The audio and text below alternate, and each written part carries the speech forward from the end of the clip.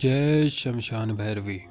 तो चलिए आपको बताते हैं कि दिवाली पर होने वाली विशेष साधना के विषय में, एक ऐसे पीर की साधना के विषय में, एक ऐसे बाबा की साधना के विषय में जिसको कोई भी स्त्री पुरुष कर सकता है। बहुत से घरों में यह कुल देवता के रूप में भी पूजे जाते हैं और बहुत से लोग इन जिंद बाबा की साधना करके, इनकी सिद्धि प्राप्त करके न केवल अपनी बल्कि और लोगों की भी परेशानियों को दूर कर रहे हैं।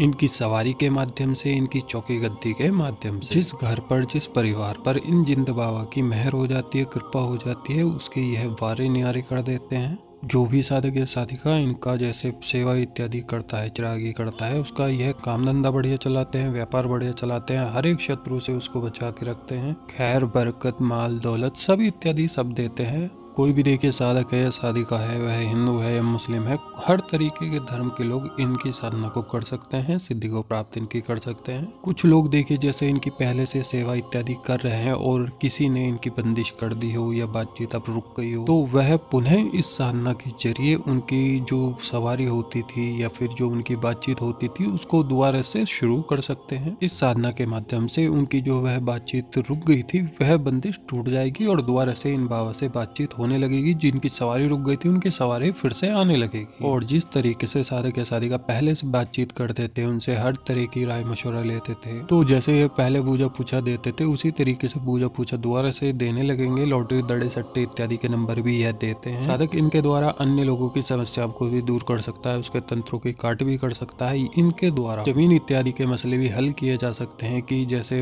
जमीन में कुछ गड़ा धन इत्यादि होता है, इस पर कौन सी शक्ति कैसे हटेगी वगैरह वगैरह, यह कार्य भी इन बाबा के द्वारा लिया जा सकता है। बाकी जो भी इनकी साधक या साधिका पूजन या सेवा इत्यादि करते हैं, साधना ये करेंगे, उन पर कोई भी दिक्कत परेशानी है बाबा नहीं आने देते। देखिए सात्विक तरह की शक्ति है। जिस घर में इनकी सेवा चिरागी इत्यादि की जाती है उस घर में मतलब कोई भी दिक्कत परेशानी नहीं आने देते हैं, ना ही किसी शत्रु का कोई वार चलने देते हैं। अपने साधक या साधिका काम धंधा इत्यादि तो चलवाते ही हैं, उनको व्यापार वगैरह में भी लाभ कराती हैं। तो इस तरह की देखिए यह बड़ी सौम्य नूरानी टाइप की शक्ति है।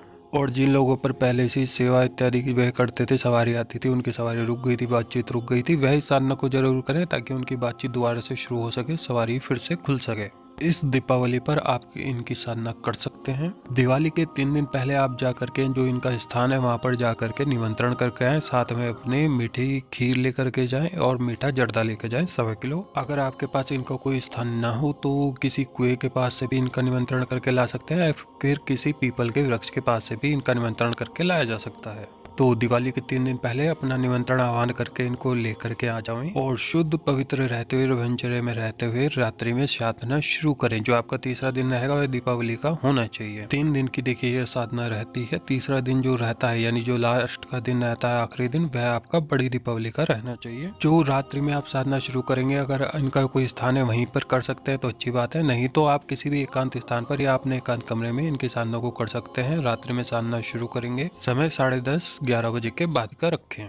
साधक सफेद लिबास धारण करके पश्चिम मुख होकर के बैठे, सामने एक पूजन चौकी लगा ले, उस पर एक हरा आसन देवे, सरसों के तेल का दिया जला में, धूप दीप कर दे में, 5 अगरबत्ती लगा में, 5 लौंग के जोड़े रखें, 5 मिठाई के पीस रखें, 5 बतासे रखें, दिए के सामने इत्र फुआ रखें, 1 जल का लोटा रखें। तो इस तरीके से पूजन करके इनकी जो साधना है उनकी नियत करें यानी संकल्प लें। उसके बाद जिंद बाबा की जो मूल मंत्र है उसका 11 माला जप करें। जप के लिए आप सफेद हकीक की माला भी ले सकते हैं, नॉर्मल तस्वीर भी ले सकते हैं। सुरक्षा अपनी करके यानी सुरक्षा घेरा लगा करके साधना करें। पहले दिन भी इसी तरीके से करनी है, दूसरे दिन भी और तीसरे दिन भी इसी तरीके से साधना करनी है। जो नियत बांधनी है यानी जो संकल्प करना है वो केवल पहले दिन ही होगा। तीसरे दिन साधक के प्रत्यक्ष वचन हो जाते हैं या फिर बाबा कान के माध्यम से साधक का सुनाई देना करना करने लगते हैं या फिर शीर सवारी देने लगते हैं। तो इस तरीके से इन जिंद बाबा की साधना की जाती है। जो भी साधक जन इनकी साधना करना चाहेंगे, जिन्होंने सेवा इनकी कर रखी है पहले से, अब सेवा ना करते हो, वे दोबारा से करना चाहते हो,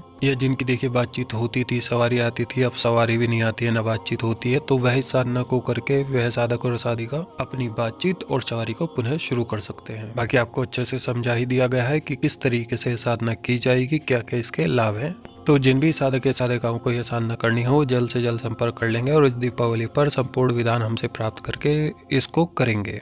और इस दीपावली पर काल रात्रि पर अन्य कोई साधक या साधिका अन्य कोई साधना करना चाहते हो तो जल्द से जल्द अपना संपर्क करके अपनी विधि विधानों को प्राप्त कर लें। ताकि वह समय रहते अच्छे से समझ करके अपने विधि विधानों को दीपावली पर अपने तंत्रों को, अपनी साधनाओं को अच्छे से कर पाएं। तो चलिए आपसे मिलते हैं नेक्स्ट वीडियो में, तब तक के लिए नमस्कार।